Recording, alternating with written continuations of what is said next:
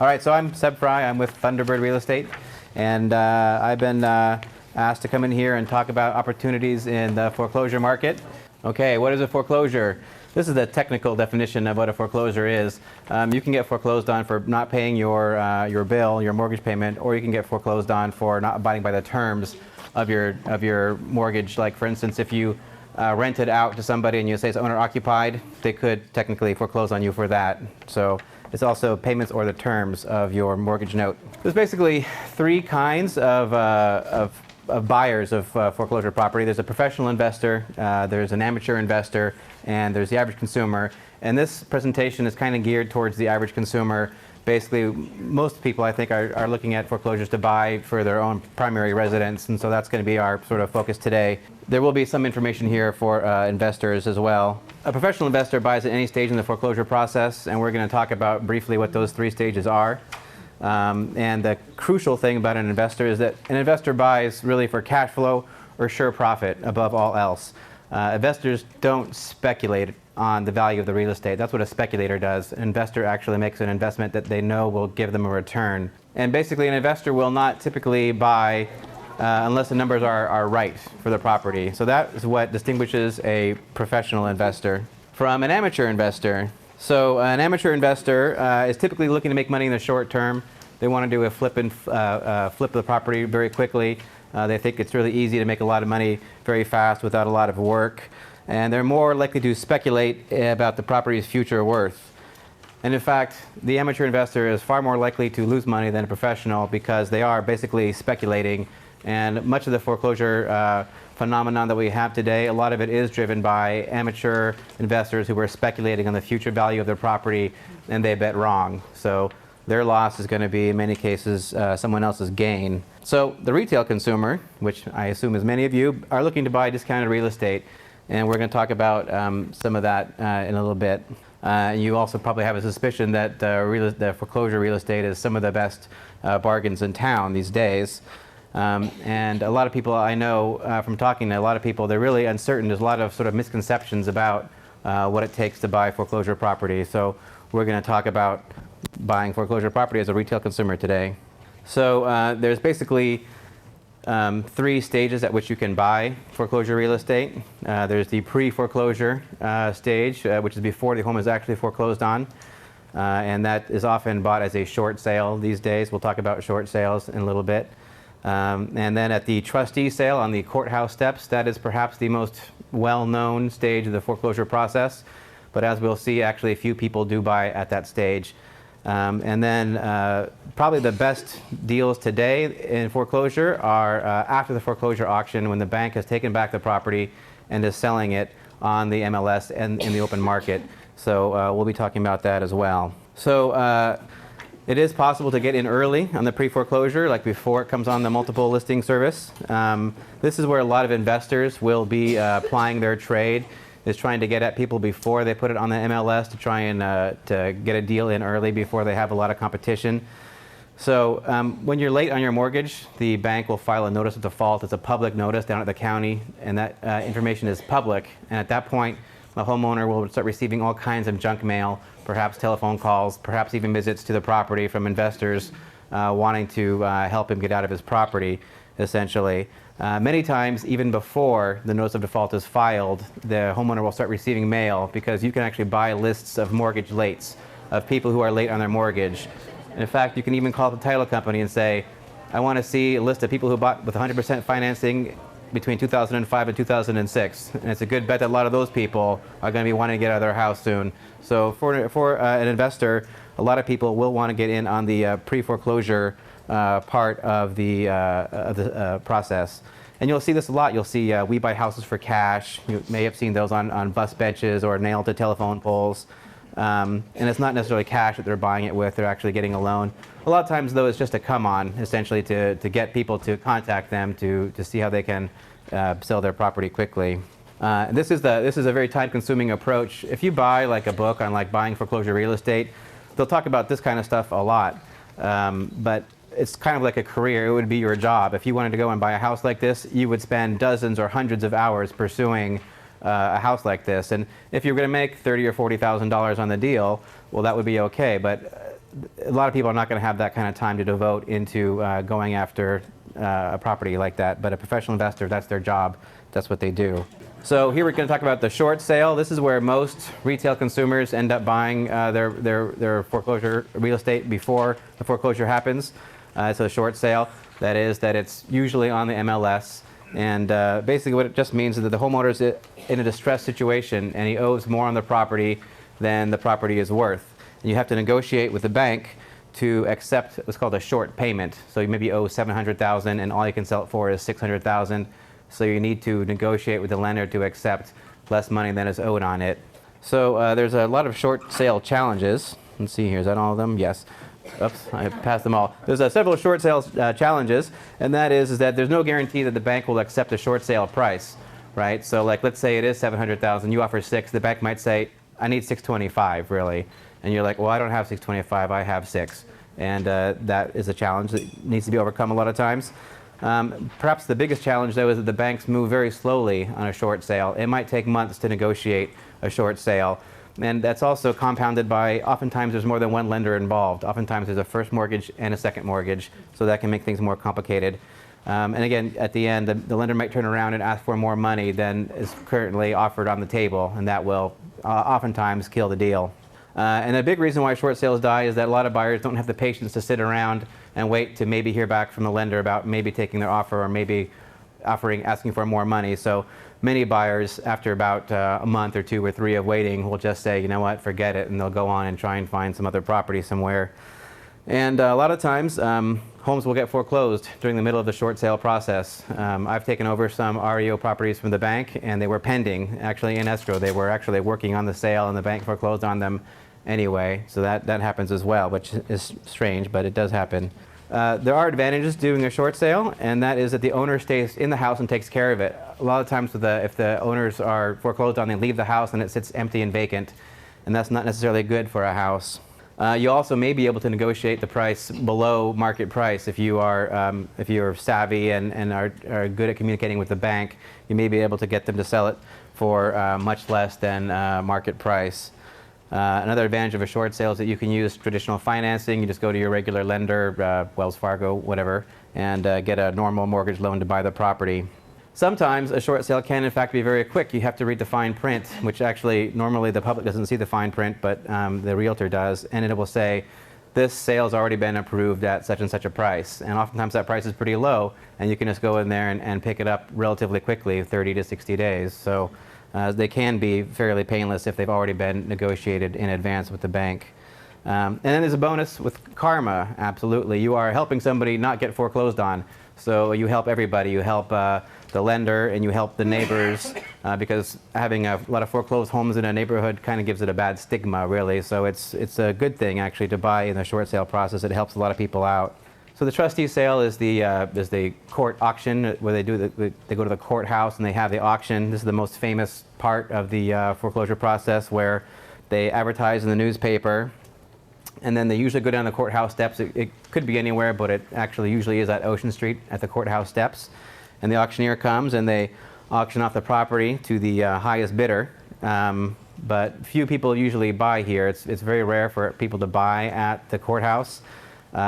Because there's usually no equity in the property at the credit bid. The credit bid is the opening bid, which is the amount that's owed on it. And if more is owed on it than it's worth, then who's going to buy it? Nobody's going to buy it except for the lender who holds the note.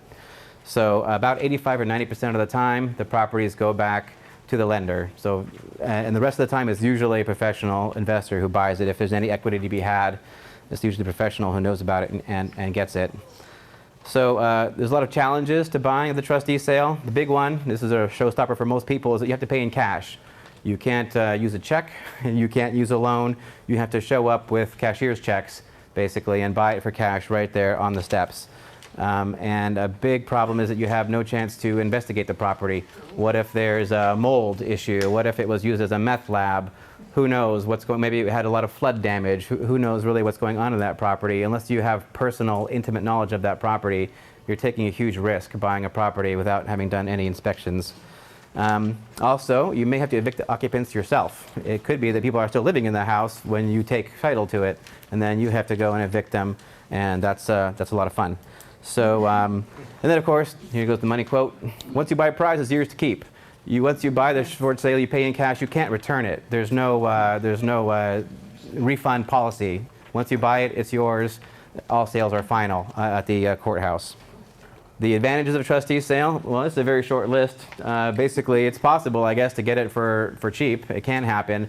But given that there's other avenues to go for a foreclosure purchase, I think that they're probably more worth your time than trying to pick something up at the courthouse steps. But it is possible, if you have cash, to get a property for less that way as well. Most people probably these days are buying bank-owned properties or REOs. That is to say that the lender has taken back the property at the courthouse, a trustee sale, and the bank is now the owner of the property. And before they put it on the market, they will evict the tenants, and they will remove the trash, and they will usually vacuum. Kind of. Sometimes they'll paint and recarpet. Depends on the competition for that property. But at the very least, they will take the people out of there and remove the trash. And also, as another bonus, the property is sold with a clear title. You'll get it free of encumbrances and liens. So that's nice. You are getting a nice clean title when you buy the foreclosure real estate. So the challenges with REO properties, probably the biggest challenge is that no disclosures are made. The seller is mandated to make a few small disclosures, like there's a standard California disclosure, natural hazard disclosure about earthquakes and flood zones and stuff of that nature. But the actual owner, the bank, has no real knowledge of the property whatsoever, so they can't really tell you very much about it. So they don't really. It's the buyer's responsibility to make all the investigations. I should say that it's always the buyer's responsibility to make all the investigations. It's the seller's responsibility to tell you any material facts they know about the property. But with the foreclosure, the bank doesn't really know anything about the property, so there's nothing they can really tell you. But there is more onus on the buyer to do a more thorough investigation than if you're buying just from a regular person. And the properties are sold as is, where is, which is to say that you should really do your inspections before you buy the property. Because the bank is not going to issue you credits. They're not going to go back and say, oh, well, you have a $10,000 termite bid? Okay, it's $10,000 off, which a lot of times you buy from a person, they will in fact credit you some or all of a termite bill, for example. The lenders don't do that. They want you to buy it as is. And that can be tricky if it's priced like 10% below than all the other properties and there's a lot of bidders on it. You might not have time to do the inspections, and in which case you just have to make sure that you're not going to overpay too much. But usually if it's that much competition for a property, it's because it is really cheap and that the money you are saving more than makes up for any sort of termite work that you might have to do. It's important to note that the well-priced properties will sell quickly, oftentimes with multiple offers.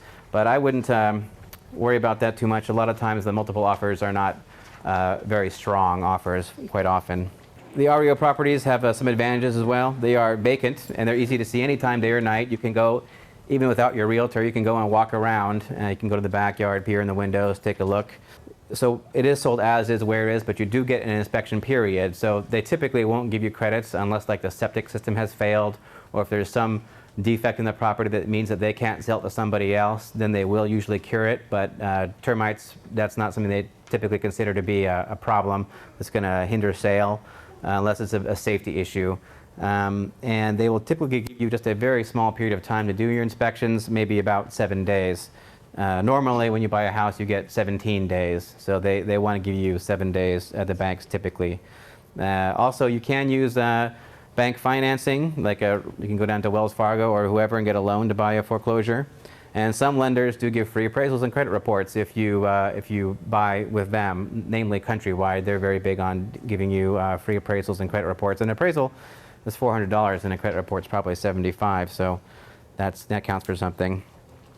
And the biggest probably advantage with an REO property is that they are typically the lowest priced homes on the market. And this is something that's been kind of surprising to me, is that several years back it was very rare to get a house for anything less than appraised value. If you bought a house for $500,000, it's just amazing how often the appraisal came in at like $500,000 and $1,000. It was just like always a little bit tiny over the appraised amount. But now you're starting to see properties selling for 5 and 10% below appraised amount. And there's a lot of pressure on appraisers to not over-exaggerate the values of the properties like they used to do. So today, if you buy a property and it actually comes in at 5 or 10% below the appraisal purchase, you really have bought at a discount. And if it's 10%, and if it's it could be $50,000, $75,000 quite easily. So that's real money that we're talking about.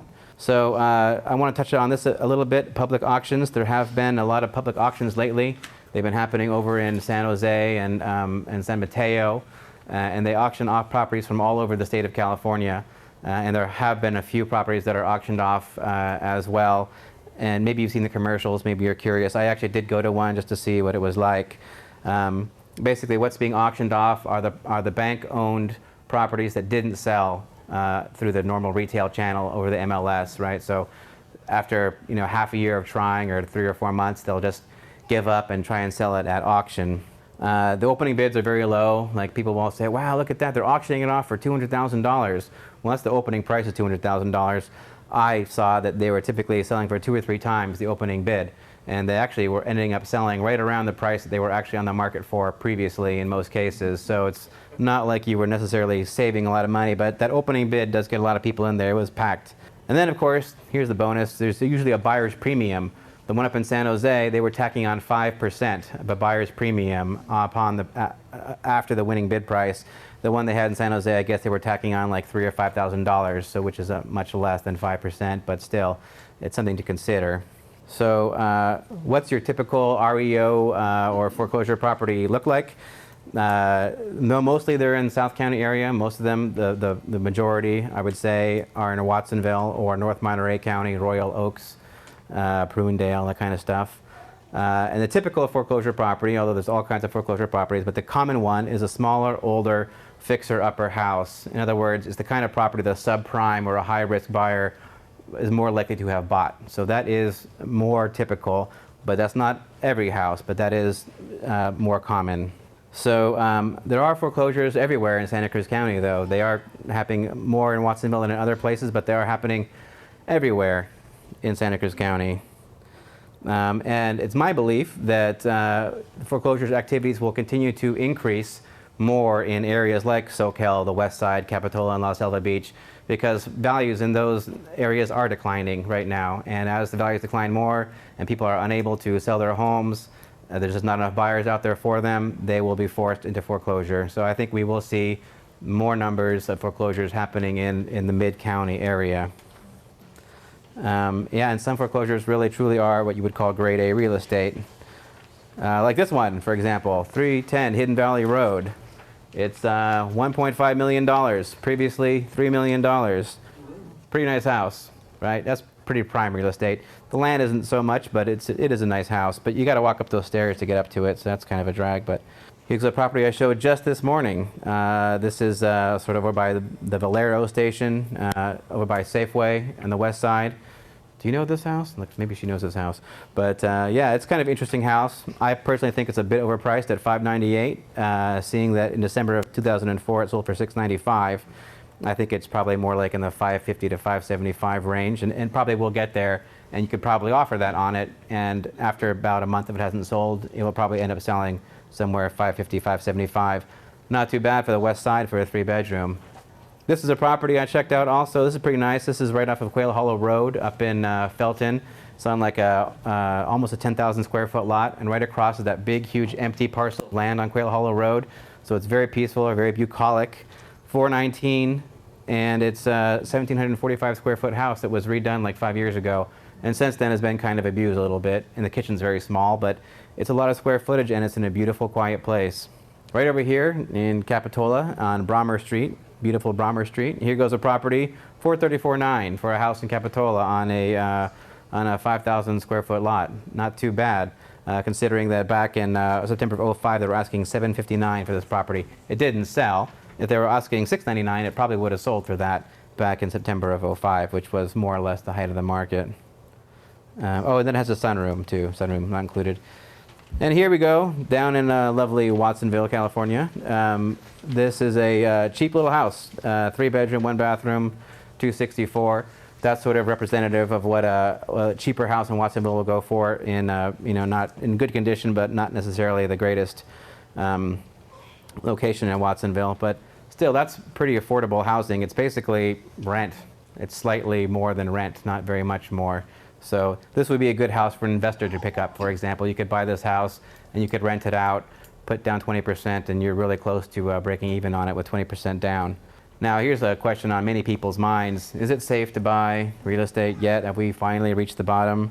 Basically, let's look at this right here. This V right here represents the market, right? And where are we today, right? We're at this red arrow, perhaps. Maybe we're not quite at the bottom, but I think that we're getting close. And most people, of course, what do they want to buy? They want to buy right there at the very, very bottom of the market. Unfortunately, we can't ever really tell where exactly the bottom of the market is until we've passed the bottom and are going up on the other side. So it's a little tricky. So basically, if you wait, you might end up buying on the other side of the V on the way going up, and that's good, except that in that time, it will swing more towards being a seller's market rather than a buyer's market. And at that point, the deals are going to be a little harder to come by. So it's good to buy sort of near the bottom of the market, and it's really hard to tell when exactly you're there. But I think personally that we're pretty close. But I think that no matter what kind of market that you're in, if you're in a seller's market, a buyer's market, up or down, whatever you're doing, buy at the lowest price you possibly can in the market that you're buying in. Don't ever overpay for real estate if you can avoid doing it. And the second point here is, I think, what got a lot of people into a lot of trouble, and that is they bought properties they couldn't really afford, and now they're start missing their payments, and that was a big mistake. So whatever you're doing, make sure that you can comfortably afford to make the payments. And then here's another big thing that got a lot of people into a lot of trouble, is they used their house like an ATM machine. They opened up a big credit line and started taking out $10, $20, $50, $100,000 out of their house, and that was a big problem for a lot of people. And then a big thing is don't speculate that your house is going to be worth more in 2 years. Basically, plan to hold on to your property for at least 3 to 5 years. And if you do that, and if you buy now, there are no guarantees in life, but it's close to guaranteed that it's going to be worth more in 3 to 5 years than it is today. Okay, so I just have a few parting tips for people. First, if you're going to go out looking to buy a foreclosure property, get pre-approved by a reputable lender. So if you get from a mortgage broker, make sure that he's brokering his loan through a bank that actually has the money to lend to you. Study the market carefully so that you are ready to act quickly. When you see a price that you know is a good bargain, just be ready to move on it and be studying the market and waiting for that property to come along. And when it does show up, go and get it. Don't worry about there being multiple offers. A lot of times these properties will have many offers. I've had 8 or 9 offers on the properties of these properties, and this is just like last month, right? So of these 8 or 9 offers, probably only 2 or 3 were really competitive. So even though there are multiple offers, many of them won't be very strong offers. And if you are doing a short sale, the key to success with doing a short sale is be patient. Most of the time they fail because the buyer doesn't have the patience to wait it out. So if you want to do a short sale, just be patient. It could be a while, but if you are patient, you do stand a good chance of getting the home you want. And then here's a big one. Turn a blind eye to blemishes. If you are buying a property for 5 or 10% under appraised value, then who cares if it's finger paint on the walls or whatever, or cheap pergo flooring. Those are small things that are easily fixable. And if you can turn a blind eye to that, you can see there actually really is a great bargain underneath all those blemishes. Thanks for coming.